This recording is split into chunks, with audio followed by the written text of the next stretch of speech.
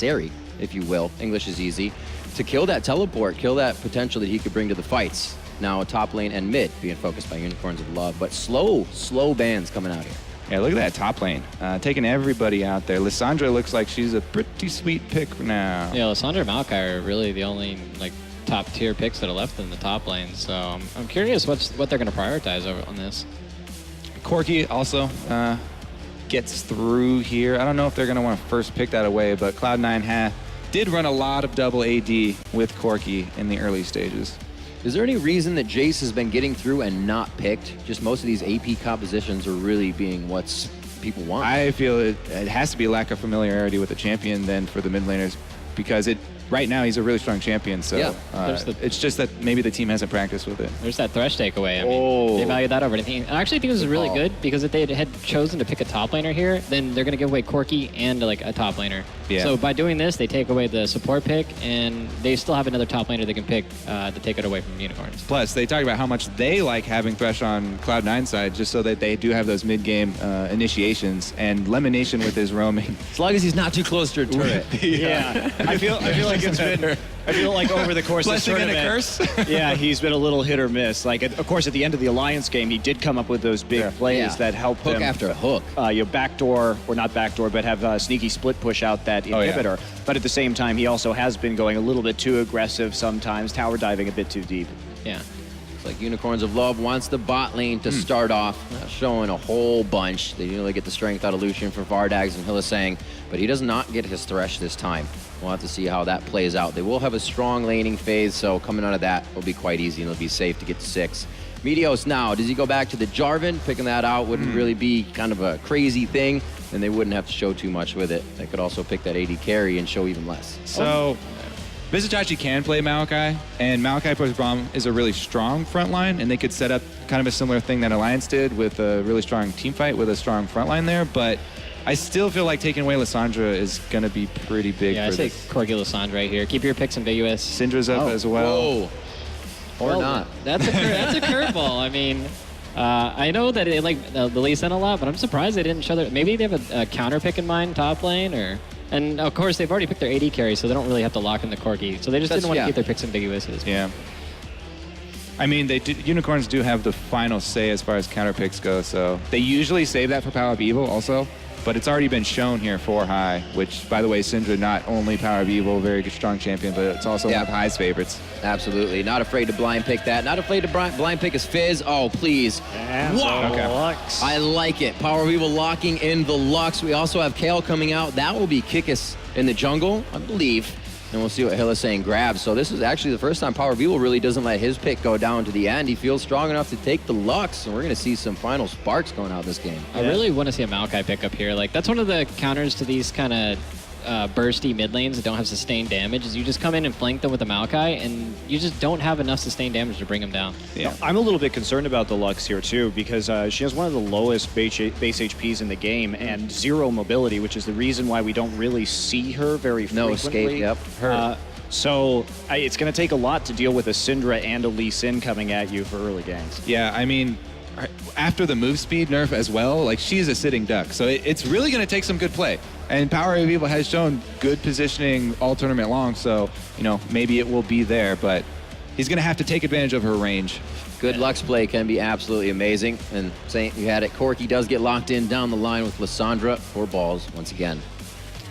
Good mixed damage. Good set that they're bringing out for Cloud9 to start off this first in the best of 5 series we have for your grand final match here at Intel Extreme Masters San Jose. Cloud9 versus Unicorns of Love. Pick and ban's almost done, as we're about to round out here with the top lane, looking for Vizicachi. He did get banned out twice, so this is the first time we're seeing him trying to be the counter to the entire composition.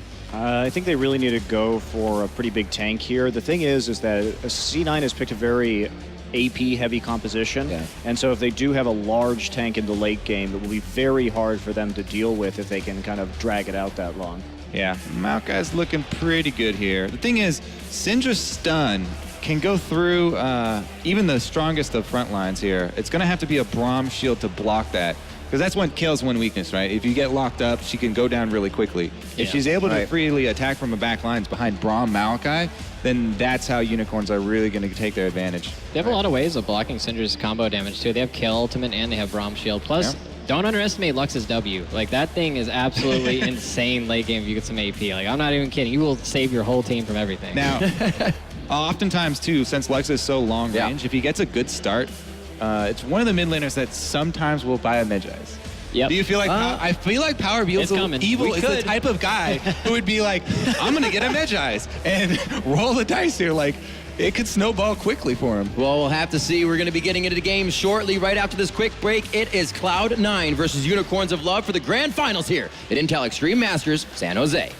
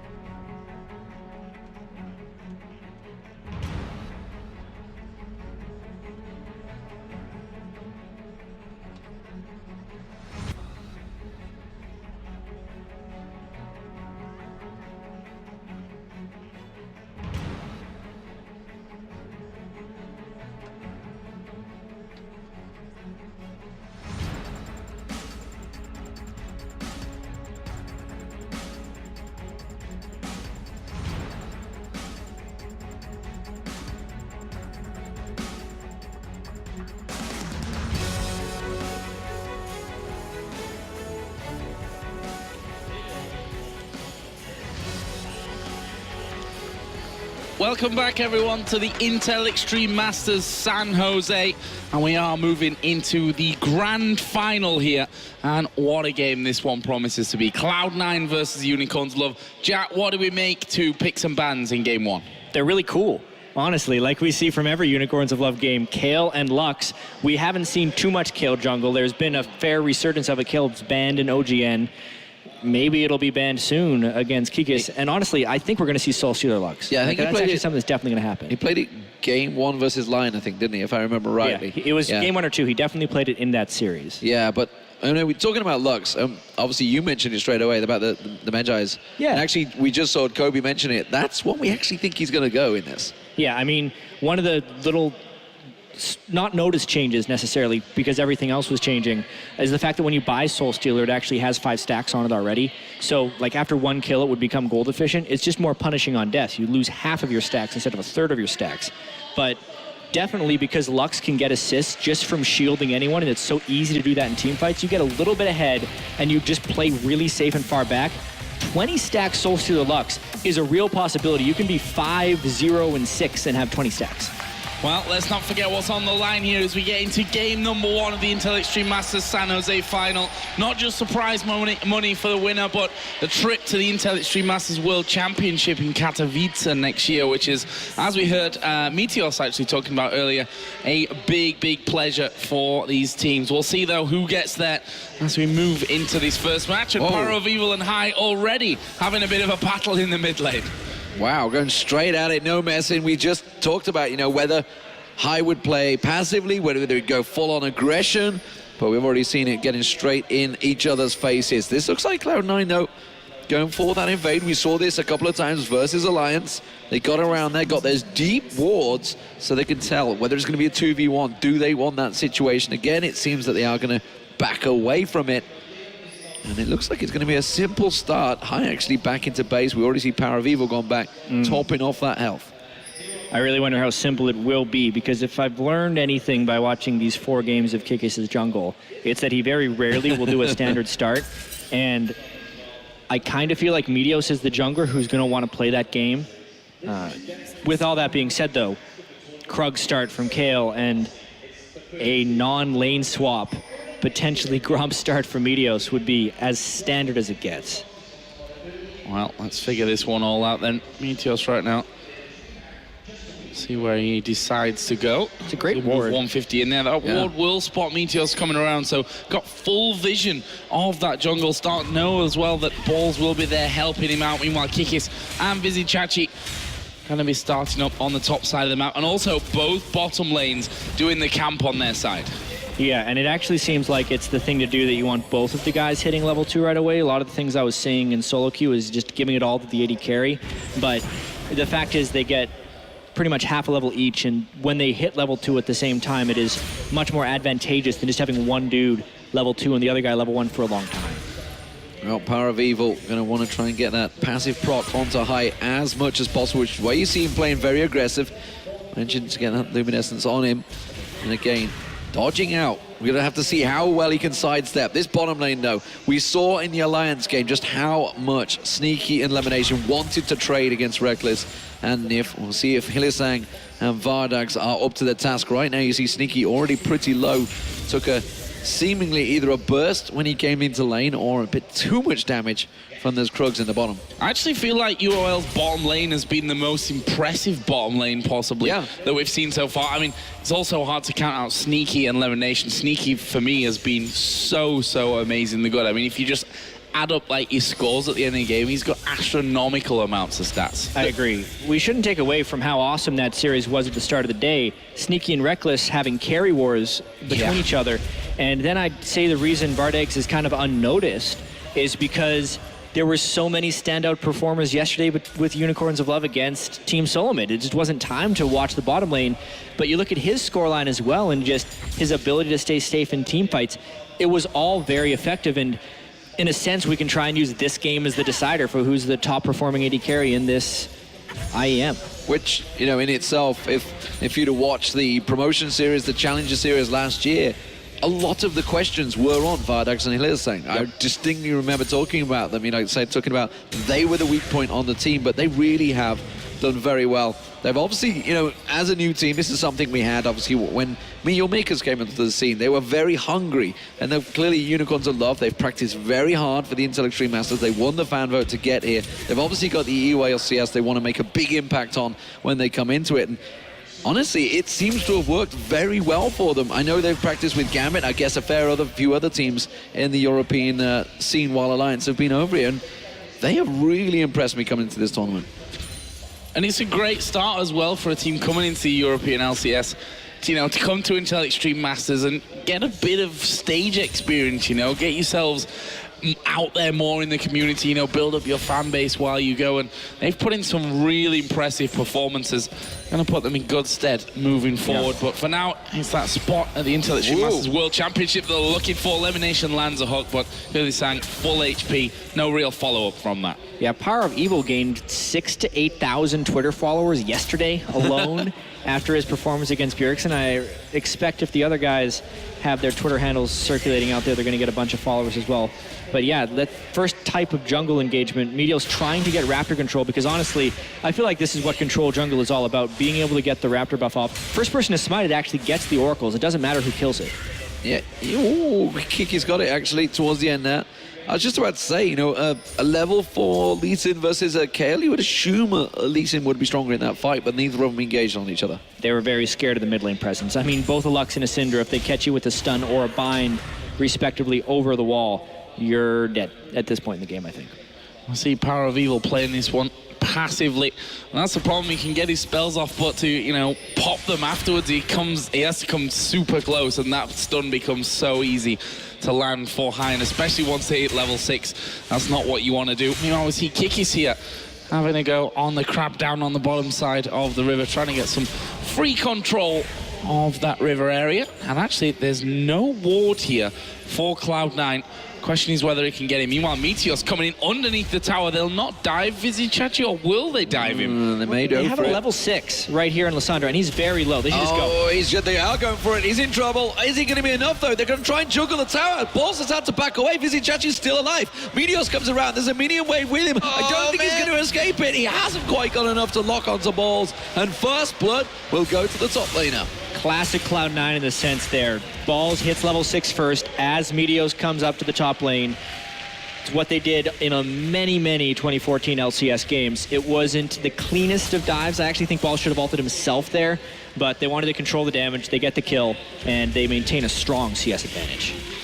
Very nicely done there, putting them up in the lead in this one. We also saw, just to mention, Power of Evil going flash and heal, so his kill potential in that middle lane going to be dropping somewhat. Hylissang once again getting hooked in, and once again not really caring too much about that. Pretty high in terms of health. The difference in this bottom lane, though, is that Vardags is over 10 CS in the lead right now, so really having a good time of this farm in the early stages. We'll have to see, though, how that all develops. We should also touch on the fact Power of Evil gone straight in there to the tier, first of all.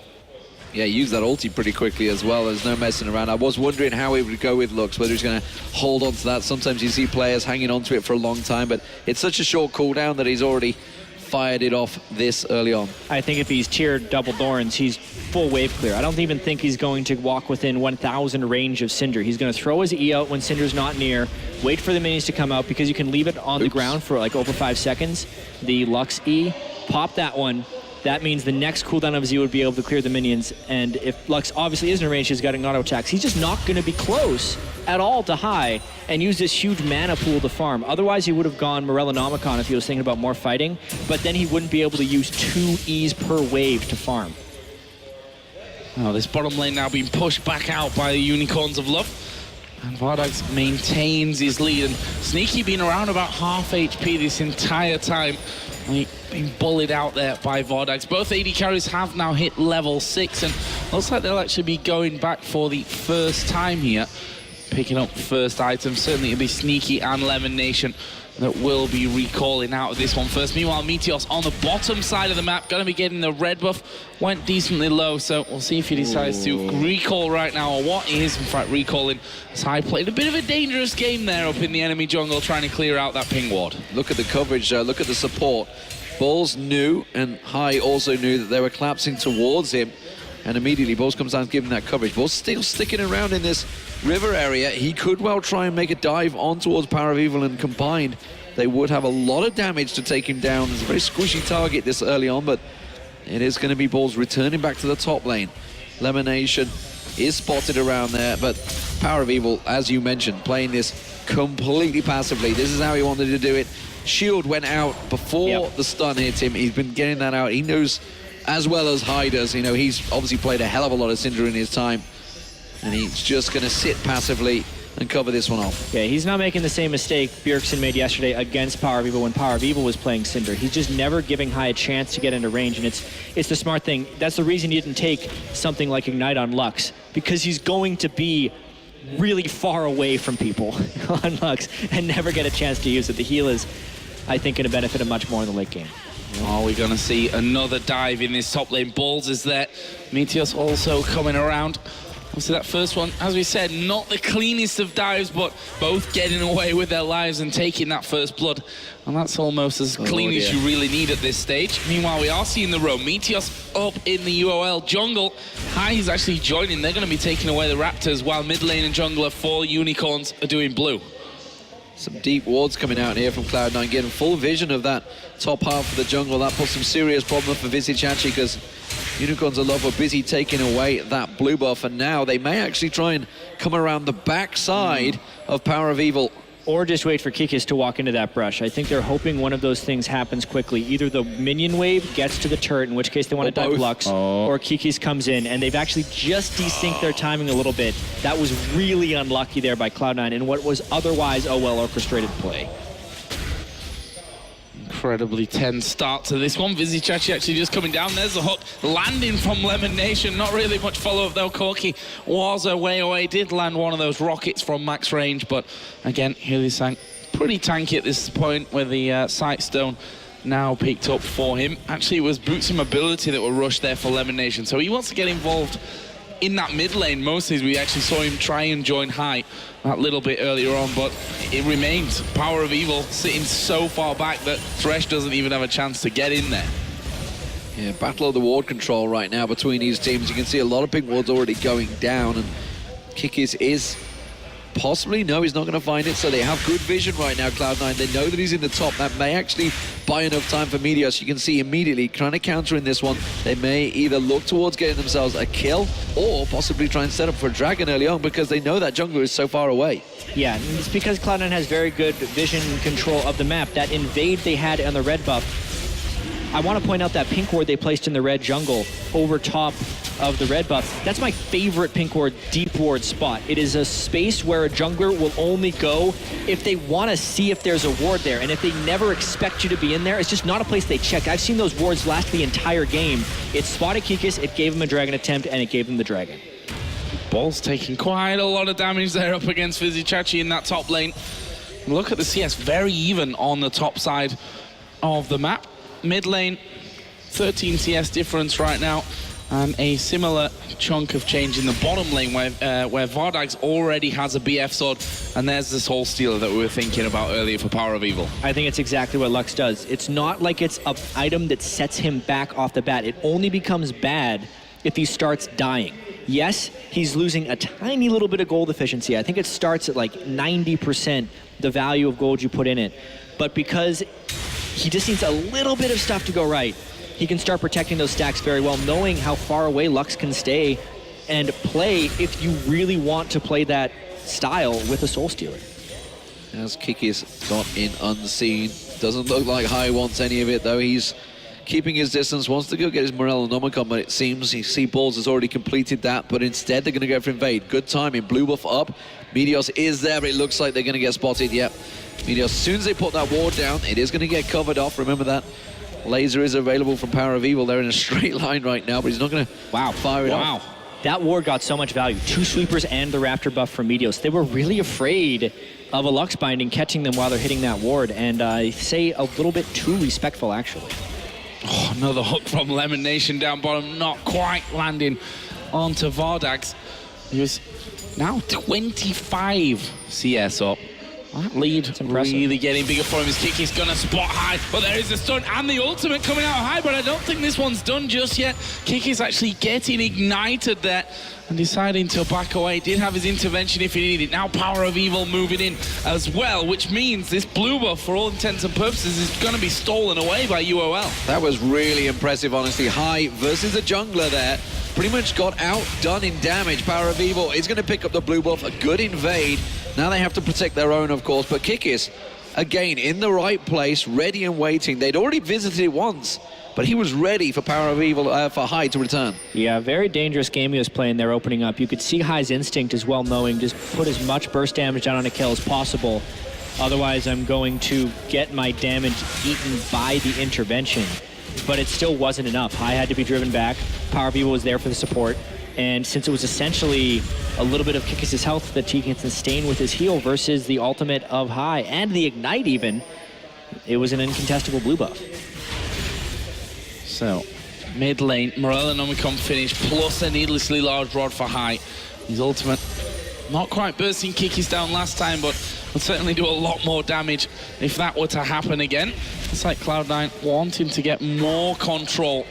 Big part of their game is making sure that those wards are down, getting rid of the pink on the top side, clearing out the crab on the bottom side. As Vardags here going incredibly low, forced to use his flash and summon a heal. But the rest of the team coming around, kick from Meteos, finished actually with the Q. And Vardags just a little bit too far up, all on his own. UOL going to try and push the mid turret. Yeah, they're steaming straight in there. Blue buff is up, which is what Cloud9 are taking, but is that worth it? A kill and a blue buff? Losing the middle turret? I don't think so. That is by far going in Unicorn as a love favorite. Honestly, Vardags probably could have got out of that if he ran. Well, there was a lot of people coming to cut him off. I mean, they cut him off early. That they at least made a good trade of it in order to get that middle turret. Cloud9 will come out a little bit ahead since they got kill, turret trade plus the blue buff. The only disadvantage is they potentially lose a lot of that mid lane control. Knowing how good Power of Evil is, he now has more room to roam.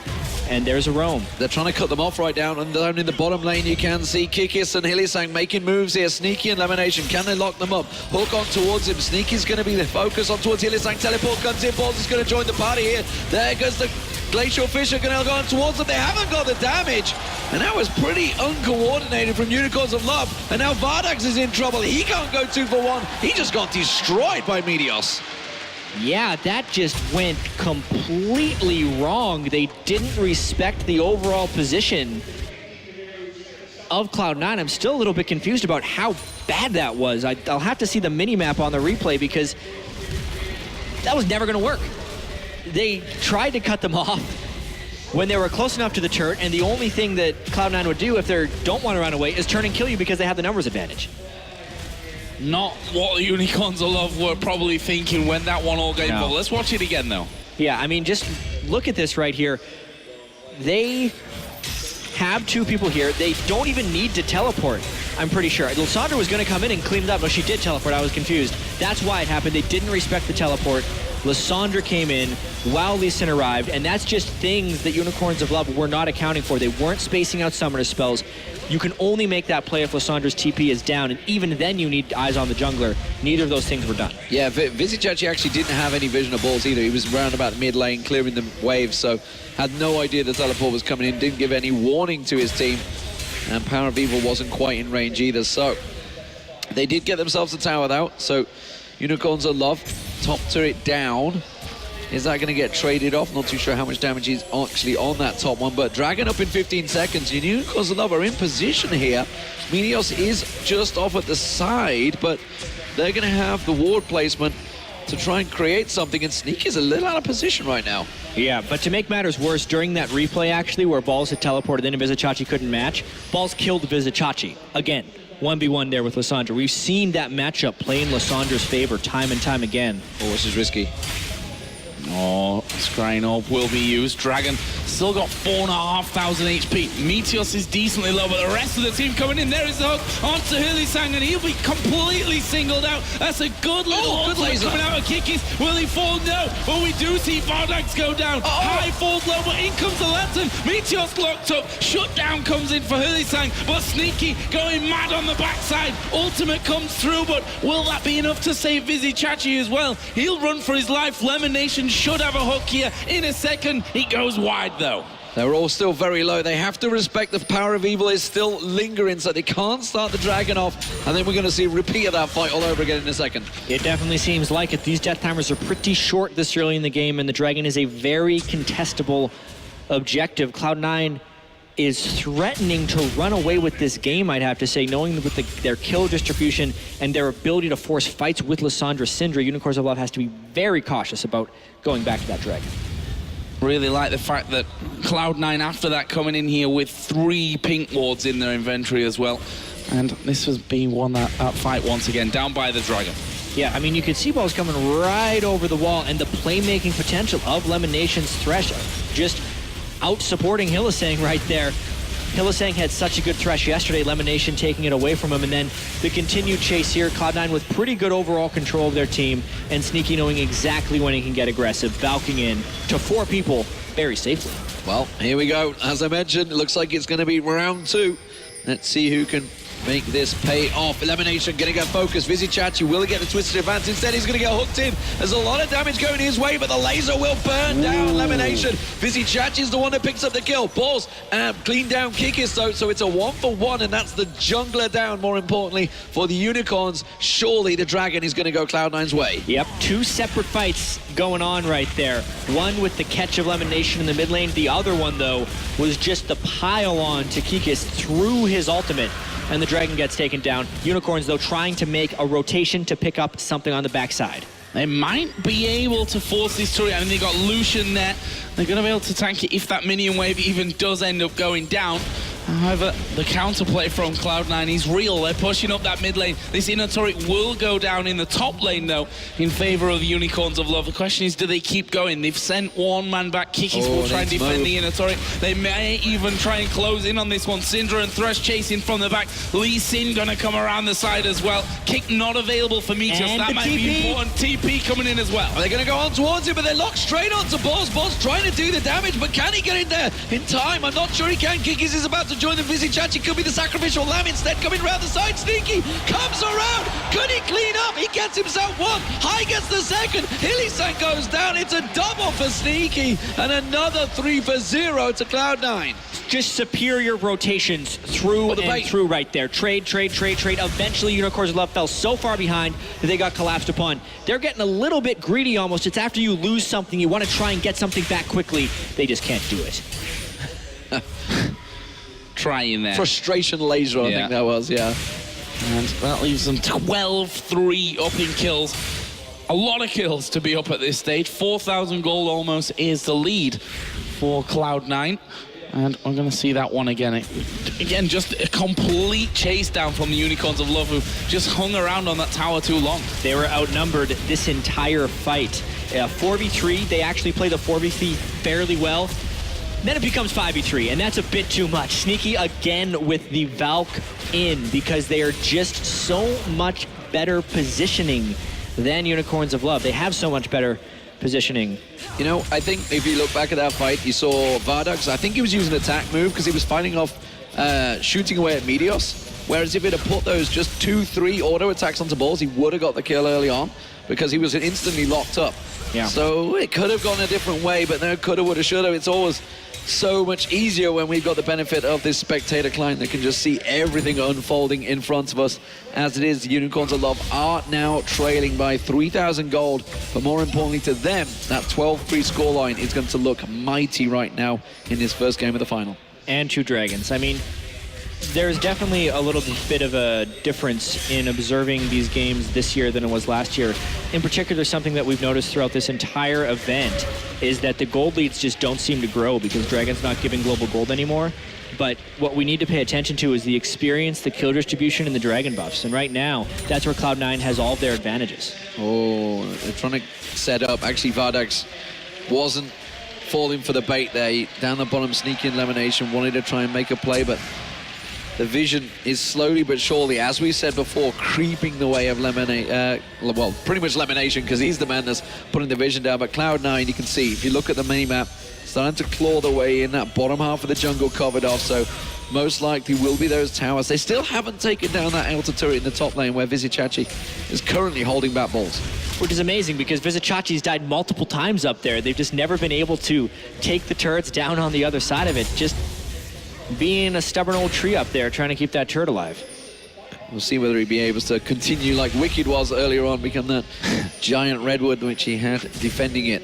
The whole of Cloud9, though, are making moves throughout this jungle. This is a scary, scary time for the Unicorns of Love. This is where they could easily quickly snowball this game out of control. That tower will go down to the minions. That will finally finish off. They get a peek in there. Kick is actually stunned out by Height and quick burst. And it looks like this top ramp turret, the Unicorns of Love are not in position. They're not in place. And Vizichachi just has to give up on it. And most importantly, they can't see Cloud9. They need to have vision control if Power People wants to utilize that Lux, especially since he's protecting his stacks. They have to take the most inefficient route down to that turret in order to make it there. And now, if the mid lane starts pushing, they're not going to be able to go over there without safety. Eventually, they're just going to have to start running inside their base unless they can get some of this vision back. Unless you see this, where Kikis tries to sneak through balls, doesn't go aggressive on him though. He will get the vision away from them. But again, as you mentioned, look at the mid lane. Syndra in there. High shoving that wave up. They have to rotate, and at the moment, they're just playing possum and desperately trying to defend against anything that Cloud9 have. Everybody backs to buy. Let's see what their next target is with the dragon up in a minute's time. That is almost certainly where they're going to go. And still, they've already got pink wards still down there, so they don't even need to come in and throw down the wards. Did see a couple of important items here, though, finished in the last half a minute or so for Unicorns of Love. Shiv coming out for Vardags, and the Death Cap finished off for Power of Evil. So that will level things up somewhat on the item front, but honestly, 4,000 gold there behind. Will they even dare? I mean, they've got no vision on this bottom side. Vizichachi was around that bottom side, and he might actually just get closed in on here. Where's he gonna run? I was impressed by your tree knowledge, by the way, with your Redwood statement earlier, but he's not going to be all that giant with 2 men from Cloud9 here chasing him down. Make that 3, in fact 4, because they've got High coming in as well. He's pulling them all away, though, and the rest of Unicorns of Love are going to take the mid turret right now because everybody's going for him. The Dragon will be up in a moment. He's delaying it as long as he can. Now look at the mid lane. You can see Unicorns of Love all over this one, while Power of Evil tries to keep them busy and away from that middle objective. Oh, they couldn't risk it. It becomes another big dance with danger, though, right here, because Unicorns of Love keeps trying this. When they're caught out of position a little bit, they're trying to roll the dice again and make something better happen. They still got the death. Cloud9 adapted very well, and now they get an uncontested dragon, because not only do they have the Maokai dead, they've also pushed the rest of Unicorns of Love completely to the other side of the map. Dragon going down really quickly there as well, down to 3,000 HP already. We can see their laser comes through, trying to steal it. Actually caught some damage onto balls. There's a dive-in. Kikis actually will use an early intervention, but here comes the rest of the team. Balls will fall low. He's got a Zhonya's, though. That will keep him alive, and now the TP from Vizichachi. Vizichachi goes in, gets on towards Sneaky. Can they lock him down? They take him down. Can the Unicorns turn this around? They've taken a lot of damage. That was a good slow as well. Power of Evil already used that laser, but the cooldown is quite long. Vizichachi needs to get that twisted advance. He's already used the flash. Meteos turns around and risks it, tries to bait him into coming in. Power of Evil quickly eating that stun. Have they got enough to try and tank down and push on this turret? I don't think so. And it was something for nothing, but I don't think they can pressure this tower. They got a really hard-to-kill team, and they also have Syndra back in base, plus the Corki wave clear is down. They wouldn't be able to pressure the turret unless Cloud9 doesn't have any wave clear, so that's why they can finish this off no problem. A really well-controlled team fight for a team that was looking quite far behind, but is building the right items and playing the team fights well. 3 dragons, though, for Cloud9 up until now. Yeah. Getting closer to that magic number. We'll see how Unicorns deal with that as we move forward. There's a blue buff coming up. Power of Evil will get this one, despite that pink ward on top of it, revealing all that going down. Baron started off here by Cloud9. This is just such good timing. Hylissang's backing off. They have no idea that this is happening right now, the Unicorns. Absolutely zero idea that this is going down. They killed a ward in the back, so they've got some idea, but it's like, are they doing it? We can't see them anywhere, and by the time they come around, we see the laser about 5-6 seconds too late on that one, and Cloud9 picking up the Baron, along with those dragons, far ahead now. More than that 5,000 gold really tells us. You're absolutely right about that. The attack damage, ability power, no more health regeneration, but the empowered minions will be fantastic if they want to set up some type of siege, or even a bit of a split push here would be great for them. Well, yeah, it would. That's all right, guys. We're back.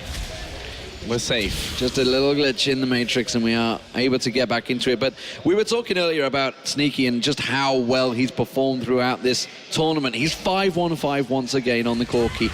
He's in the right place at the right time. He always is the man. He valks in, gets that cleanup, picks up those couple of exit frags, you could also almost call them exit kills towards the end there. While Vardags, he is in a little bit of problems right now. Not able to get into it, but that's just really the story of the game. You know, Cloud9 have been picking up 1, 2, 3 kills, while Unicorns of Love, they only get the 1 or 2, and that's going to be the tower. They're just being pushed and punished out of position because, of course, they've got these buffed up minions now. And this is the best thing that Cloud9 is doing with these multiple empowered waves of minions. They try and get as many close to the turrets as possible, and they're making it impossible for Unicorns of Love to cut the minion wave. Basically kill it before they're empowered and on top of the turret. And since there's no vision control, they cannot preempt any of those waves. Therefore, Cloud9 gets some really good pushing through. High takes a bit of damage, though. Yeah, getting a little too aggressive there. Does take the laser while he was trying to get the stun down, but the rest of his team were close by to protect him. Elimination, of course, with that shield thrown his way, but they're sticking around, and they are not backing off this fight. They want to create a play, and they sense blood here, and Balls, he's looking to go for a big ulti. Yeah, well, he got Scrying Orb, so Unicorns of Love is basically just getting rid of the danger by running far, far away. But these towers undefendable for the Unicorns of Love, and they're just losing one after the other. The only inner turret that's left is on that top lane, and then it's all down to the base, which surely going to become impossible to defend at some stage.